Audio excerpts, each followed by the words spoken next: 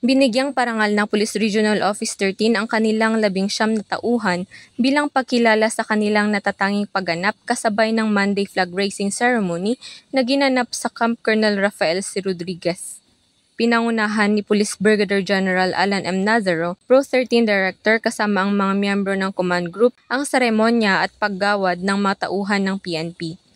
Nakatanggap ng medalya ng kagalingan o Medal of Merit sina Police Major Ferdinand P. Tavares, Police Lieutenant Rosalito H. Cagocco at 8 PNP personnel para sa pagkakaaresto sa isang high-value individual na si alias Roll at pagkumpiska ng 2.87 gramo ng hinihinalang shabu na may market value na 19,545.92 pesos sa bayan ng Buena Vista, Agusan del Norte noong Hunyo 3 ng taong kasalukuyan. Ginawaran din ng Medals of Merit sina Police Major Magdaleno G. Pimentel Jr., Police Lieutenant Bernard de los Santos Recamara at 6 na iba pang PNP personnel. Nag-ugat ang kanilang parangal sa matagumpay na pag-aresto sa isang high-value individual na kilala bilang alias Mario at pagkakakumpiska ng 29.24 gramo ng hinihinalang shabu na nagkakahalaga ng 198,850.22 pesos sa Bislig City, Surigao del Sur noong Hunyo 29, 2024. Samantala, inawaran din sina uniformed personnel Ferdinand T. Morano ang medalya ng papuri para sa kanyang 9 na taon at 6 na buwan bilang Crime Registrar ng Magallanes Municipal Police Station